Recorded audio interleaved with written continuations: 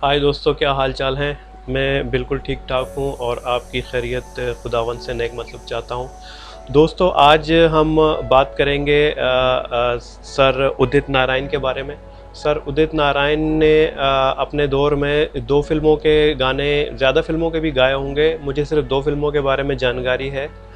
तो दो फिल्मों के गाने सर उदित नारायण ने ऐसे गाए कि जिनको फ़िल्म में नहीं लिया गया, रिजेक्ट कर दिया गया, और फिल्म में लिया गया उनके मद्दे मुकाबिल जो गाने जिन दूसरे सिंगर्स ने गाए थे। एक फ़िल्म में सुरेश वाडकर सर ने उनके मद्दे मुकाबिल वही गाना उनसे गवाया गया और उसको ले लिया गया और सर उदित के गाने को छोड़ दिया गया। और इसी तरह दूसरी फिल्म में एक और सिंगर हैं, इनका नाम है अर्नाब चक्रवर्ती। तो उदित जी से गाना गवाया गया उस फिल्म का, तो उसमें उनके गाने को रिजेक्ट कर दिया गया और अर्नाब चक्रवर्ती के गाने को सेलेक्ट कर लिया गया। तो अब पहला गाना जो है वो है फिल्म दिल से, और दिल सब जानते हैं कि 1919 में आई थी ये फिल्म और बहुत हिट रही थी, बहुत हिट रही थी। अगर सानू दा की फिल्म आशिकी उसी साल ना आती तो इस फिल्म को अवार्ड मिल जाता। तो अब क्या है कि सर उदित जी को गाना दिया गया ओ प्रिया प्रिया, सर उदित जी का था, और साथ में आवाज़ दी गई थी फीमेल में मैडम अलका याग्निक की, ठीक है। लेकिन इस गाने को बाद में गवाया गया सर सुरेश वाडकर से और मैडम अनुराधा पौडवाल से। तो दूसरी फिल्म जो है वो है खाकी। खाकी फिल्म काफ़ी बाद में आई थी। तो खाकी फिल्म में जो है सर उदित जी को गाना दिया गया वादा रहा प्यार से प्यार का, अब हम ना होंगे जुदा, ये मेरी धड़कने सुन रहा है खुदा। तो ये गाना मुझे बहुत अच्छा लगा था, बहुत अच्छा लगा था, लेकिन सर उदित की आवाज़ में मुझे अच्छा नहीं लगा। तो ये गाना जो है ये सर उदित जी से गवाया गया। तो बाद में अर्नाब चक्रवर्ती से गवाया गया और सर उदित जी के गाने को रिजेक्ट कर दिया गया। तो देखें कि मैं इस बारे में ये नहीं कहूँगा कि सर उदित जी जो हैं वो अच्छे सिंगर नहीं हैं। सर उदित जी बहुत अच्छे सिंगर हैं, बहुत अच्छे सिंगर हैं, 100 में से 100 नंबर हैं उनके। मगर देखें, हर गाना जो है वो हर सिंगर के लिए नहीं होता। मैं ये कहूँगा कि कई उदित जी के गाने कई ऐसे हैं जो आप अर्नाब चक्रवर्ती से अगर गवाएं तो वो रिजेक्ट हो जाएंगे, सर उदित जी के गाने ही ऊपर रहेंगे।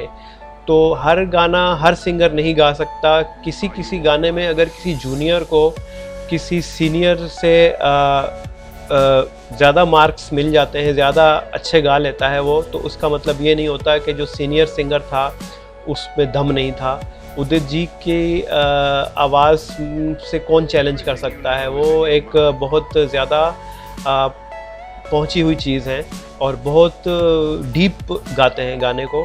तो इसी तरह सुरेश वाडकर साहब जब आए थे तो उन्होंने ये गाना जो गाया था ओ प्रिया प्रिया, तो उस वक्त तो सर उदित जी जो हैं वो समझे लर्निंग प्रोसेस में चल रहे थे, तो उस वक्त हम इतना नहीं कह सकते। लेकिन फिर भी कोई इतना बड़ा मसला नहीं है, ऐसा होता रहता है। सानू दा भी मतलब कई कुछ फिल्मों में मैंने ऐसे गाने देखे हैं जो सानू दा ने भी गाए, लेकिन ज़्यादा नहीं है, ऐसा बहुत कम है, बहुत ही कम। तो मैं अगर कहूँ कि एक या दो दफ़ा ही हुआ होगा ऐसा, तो इससे ज़्यादा नहीं हुआ कि सानू दा ने किसी फिल्म में गाना गाया और मुझे वो गाना किसी दूसरे सिंगर की आवाज़ में अच्छा लगा और सानू दा वाला गाना अच्छा नहीं लगा। तो इसमें सिंगर का कोई दोष नहीं होता। इसमें आप कह सकते हैं कि फ़िल्म के जो प्रोड्यूसर हैं या म्यूज़िक डायरेक्टर हैं और या फिर डायरेक्टर हैं, उनका भी हाथ होता है कि मैं किसी दौर में म्यूज़िक कंपोज़ किया करता था, तो सिर्फ अपने लिए, दूसरों के लिए तो नहीं, स्टार्ट में शुरू में।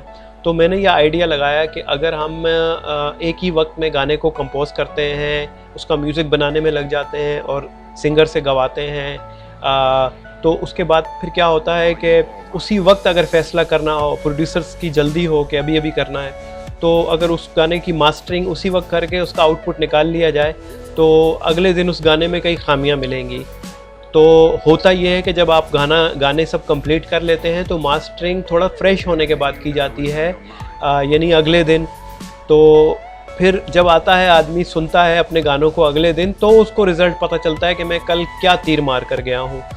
तो ऐसा हुआ है मेरे साथ कि कई गानों को हमने सेलेक्ट किया, मैंने बनाया, सब कुछ किया और गाया, और उस वक्त तो 100 में से 100 नंबर दिए कि वाह क्या गाना बन गया। लेकिन अगले दिन जब उसको मास्टरिंग भी कर दी, ओके कर दिया, लेकिन जब अगले दिन आए सुना तो अरे यार ये कचरा बनाया हमने, उस गाने को रिजेक्ट कर दिया मैंने खुद।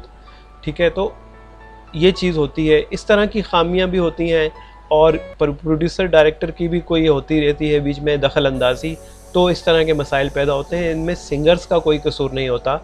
तो इसी तरह आप अगर उदित जी का कह रहे हैं तो आप मैडम अलका याग्निक का भी देख लें कि ओ प्रिया प्रिया में, फिल्म दिल के गाने में सर उदित जी के साथ मैडम अलका भी हैं, और मैडम अलका की भी एबिलिटी में किसी किस्म का कोई डाउट नहीं है। वो भी एक बहुत ही पहुंची हुई सिंगर हैं, हर चीज़ को जानती हैं। तो अब उनका भी गाना रिजेक्ट कर दिया गया। इनके साथ साथ आप अगर गाने को सुनेंगे भी तो आपको क्लियर पता चलेगा कि जो गाना ओ प्रिया प्रिया सुरेश वाडकर सर के साथ मैडम अनुराधा पौडवाल ने जो गाया है उसमें बहुत दम है, और मैडम अलका ने यहाँ जो ओ प्रिया प्रिया गाना गाया है तो उसमें दम नहीं है। मैं भी ये भी हो सकता है कि जब आप गाना किसी से गवा रहे हैं तो आपने टाइम कम दिया हो सिंगर को, कि वो उस तरह उस गाने में ढल ही नहीं सका जिस तरह मैडम अनुराधा पौडवाल और सुरेश वाडकर को टाइम मिल गया। तो ये सारी बातें होती हैं, बेसिक में देखना चाहिए, और सिंगर की अपनी जो क्वालिटी होती है उस पर भी नज़र रखनी चाहिए कि ये सिंगर जो है किस लेवल का है, और सिर्फ इन्हीं 2 गानों में ऐसा क्यों हुआ। तो सारे गानों का लिंक जो है वो डिस्क्रिप्शन में मौजूद है, आप खुद देखें। तो इसके साथ ही मैं आप लोगों से इजाज़त चाहता हूँ, और शब बखैर।